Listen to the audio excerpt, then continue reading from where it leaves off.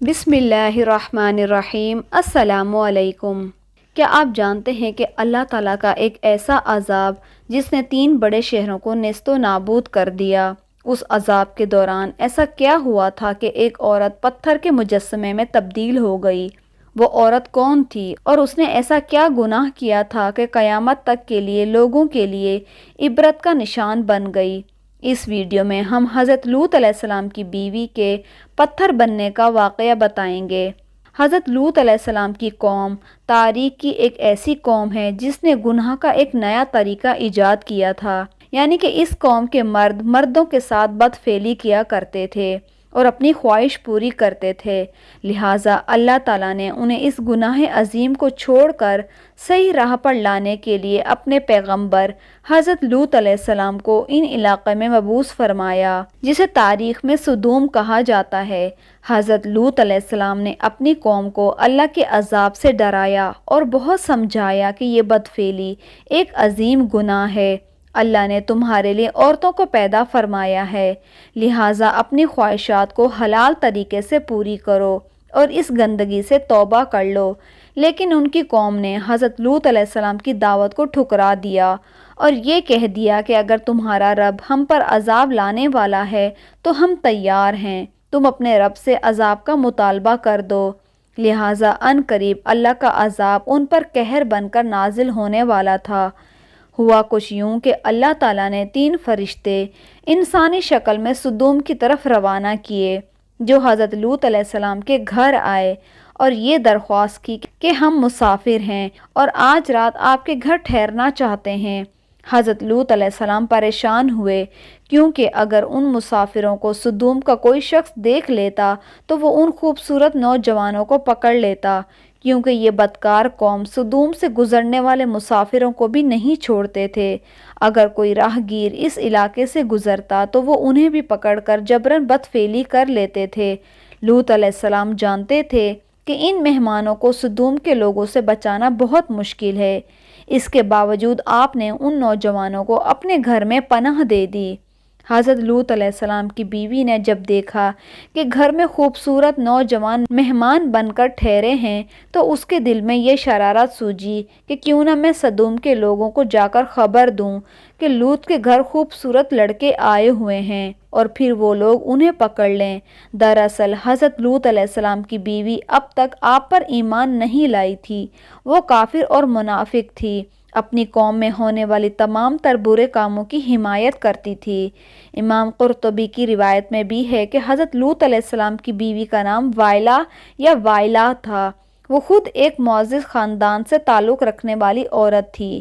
انجیل مقدس میں حضرت لوط علیہ السلام کی بیوی کا ذکر موجود ہے، لیکن وہاں اس کا نام موجود نہیں، جبکہ یہودی لٹریچر میں اس کا نام ایڈو یا عدت لکھا ہوا ہے۔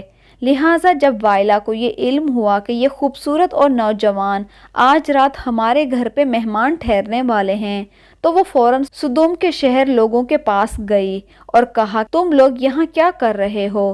3 خوبصورت نوجوان لڑکے میرے شوہر لوط کے ہاں مہمان بن کر ٹھہرے ہوئے ہیں، وہ آج رات میرے گھر میں ہی رہیں گے اور وہ بہت خوبصورت اور پرکشش چہرے والے لڑکے ہیں، تم لوگوں کو یقیناً انہیں جا کر دیکھنا چاہیے۔ یہ سننا تھا کہ ان بدفعلی کرنے والے لوگوں پر شیطان سوار ہو گیا اور وہ دوڑتے ہوئے حضرت لوط علیہ السلام کی گھر کی طرف بھاگنے لگے۔ کچھ دیر کے بعد حضرت لوط علیہ السلام کے گھر کے باہر ایک مجمع جمع ہو گیا، لوگوں نے ان کے گھر کا گھیراؤ کر رکھا تھا اور ان لڑکوں کے ساتھ بدفعلی کے ارادے سے دیواروں پر چڑھنے لگے تھے، کچھ لوگ تو دروازہ توڑنے کی کوشش کر رہے تھے۔ وہ نوجوان لڑکے جو دراصل مقدس فرشتے حضرت جبرائیل علیہ السلام، حضرت اسرافیل علیہ السلام اور حضرت میکائیل علیہ السلام تھے، انہوں نے حضرت لوط علیہ السلام سے کہا کہ آپ فکر نہ کریں، ہم اللہ کی طرف سے بھیجے ہوئے فرشتے ہیں، ان بدکاروں پر بہت جلد اللہ کا عذاب آنے والا ہے، آپ اپنے اہل و عیال کو لے کر اس بستی سے نکل جائیں، رات ختم ہونے سے قبل آپ ان بستیوں سے نکل جائیں اور نکلتے وقت کوئی بھی شخص پیچھے مڑ کر نہ دیکھے، ورنہ وہ بھی عذاب میں گرفتار ہو جائے گا۔ لہٰذا حضرت لوط علیہ السلام نے ایسا ہی کیا، آپ نے اپنی دونوں بیٹیوں اور بیوی وائلہ کو ساتھ لیا اور بستی سے نکل گئے۔ آسمان سرخ ہو رہا تھا، آسمان سے پتھر برس رہے تھے، ایسی گرج کی خوفناک آواز آ رہی تھی کہ ہر مخلوق کانپ اٹھ رہی تھی۔ اسی دوران حضرت لوط علیہ السلام اپنی بیوی اور بیٹیوں اور فرشتوں کے ساتھ جلدی جلدی قدم بڑھا رہے تھے، اور چلتے وقت ان کی نظریں غضب الہی کے ڈر سے نیچے جھکی ہوئی تھیں۔ اچانک آگ کا ایک بہت بڑا پتھر سدوم کے شہر کو بیچوں بیچ گھرا، جس سے بہت خوفناک آواز آئی۔ لہٰذا حضرت لوط علیہ السلام کی منافق بیوی وائلا، جو اپنی قوم کی بدکاریوں سے محبت رکھتی تھی، اس نے پیچھے مڑ کر دیکھا اور کہا کہ ہائے رے میری قوم! اس پر اللہ کے ایک عذاب کا پتھر اس پر آ گر پڑا اور وہ بھی ہلاک ہو گئی اور اسی جگہ بت بن گئی۔ آخر حضرت لوط علیہ السلام کی بیوی وائلا نے پیچھے مڑ کر کیوں دیکھا تھا؟ ایسی کیا چیز تھی جو اسے پیچھے مڑنے پر مجبور کر رہی تھی؟ دراصل وائلا کے دل میں دنیا کی محبت بسی ہوئی تھی۔ وہ اپنا گھر، مال، دولت اور لوگوں کو پیچھے چھوڑ کر آگے بڑھ رہی تھی۔ لہٰذا جب یہ سب تباہ ہو رہا تھا تو اس وقت اس سے رہا نہ گیا اور اس نے پیچھے مڑ کر دیکھا۔ انجیل کی کتاب لوقا کے مطابق حضرت عیسیٰ علیہ السلام کا جب وقت قریب آیا اور آسمان پر اٹھائے جانے سے قبل حضرت عیسیٰ علیہ السلام نے اپنے حواریوں کو بہت ساری نصیحتیں کیں۔ اسی دوران آپ نے فرمایا تھا کہ لوط کی بیوی کو بھی یاد رکھو۔ حضرت عیسیٰ علیہ السلام نے لوط کی بیوی کو یاد رکھنے کی نصیحت کیوں کی تھی؟ دراصل ایک طرف حضرت لوط علیہ السلام اور حضرت نوح علیہ السلام کی بیویاں تھیں، جو پیغمبروں کی بیویاں ہونے کے باوجود بھی کفر میں مبتلا رہیں، اور وہیں دوسری طرف فرعون کی بیوی تھی، جنہوں نے خدائی کے دعوے دار کے محل میں رہنے کے باوجود بھی لا شریک معبود پر ایمان لا کر نجات حاصل کی۔ لہٰذا اللہ نے قرآن مجید میں بھی فرمایا ہے کہ اللہ تعالیٰ کافروں کے لیے نوح اور لوط کی بیویوں کو بطور مثال پیش فرماتا ہے۔ وہ دونوں ہمارے بندوں میں سے یعنی کہ 2 صالح بندوں کے نکاح میں تھیں، مگر انہوں نے اپنے شوہروں سے خیانت کی اور وہ اللہ کے مقابلے میں ان دونوں کے لیے کچھ کام نہ آ سکیں، اور ان دونوں عورتوں سے کہہ دیا گیا کہ جہنم میں داخل ہونے والوں کے ساتھ داخل ہو جاؤ۔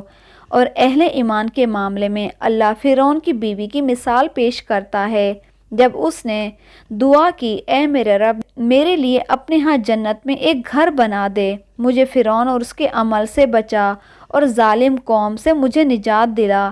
آج اسرائیل اور اردن کے درمیان میں ایک ویران علاقہ پایا جاتا ہے۔ محققین کے مطابق یہ وہی جگہ ہے جہاں زمانہ قدیم میں 3 بڑے شہر آباد تھے، جن کے نام سدوم، عمورہ اور زغر تھے۔ یہی قوم لوط کا مسکن تھا۔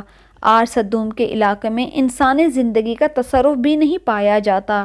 یہاں مٹی برباد ہو چکی ہے، نہ پیڑ پودے لگائے جا سکتے ہیں، نہ کھیتی باڑی کی جا سکتی ہے، یہاں تک کہ پینے کے لیے پانی بھی دستیاب نہیں۔ کچھ سال پہلے اسرائیلی ریسرچر نے بحر مردار کے پاس ایک لمبے پتھر کا کھمبا دریافت کیا تھا، جو دیکھنے میں تقریباً ایک انسان کی طرح لگتا ہے۔ دراصل یہ لوط علیہ السلام کی بیوی وائلا کا مجسمہ ہے۔ یہ مجسمہ آج اردن کے ماؤنٹین سدوم نامی ایک پہاڑی پر موجود ہے، جو نہ صرف ایک حیران کن ستون ہے بلکہ دنیا کے ہر اس شخص کے لیے نشان عبرت ہے۔ حضرت لوط علیہ السلام کی بیوی کے اس واقعے میں ہمارے لیے عظیم سبق اور پیغام ہے کہ دراصل آج ہم خود اپنا بھی محاسبہ کریں۔ کیا ہم واقعی اللہ پر مضبوطی سے ایمان رکھنے والے لوگ ہیں اور اس کے احکام پر عمل کرنے والے ہیں؟ کیا ہم کہیں حضرت لوط علیہ السلام کی بیوی جیسے تو نہیں، جو سب کچھ جاننے کے باوجود بھی خدا سے دور تھی؟ وائلا کو یہ پتا تھا کہ وہ مہمان خدا کے فرشتے ہیں اور یہ عذاب خدا کی طرف سے برحق ہے، اس کے باوجود بھی وہ اپنے دل سے دنیا کی محبت کو نہ نکال سکی، اور اس کا انجام یہ ہوا کہ وہ ایک پتھر بن گئی۔ کہیں ایسا تو نہیں کہ ہم ظاہری طور پر مسلمان ہوں لیکن ہمارا دل خدا سے بہت دور ہو، اور اللہ تعالیٰ سے دعا کرتے ہیں کہ اللہ تعالیٰ ہمیں نیک صالح لوگوں میں شامل فرمائے، اللہ تعالیٰ ہمیں ہدایت اور نیکی کے راستے پر چلائے، آمین۔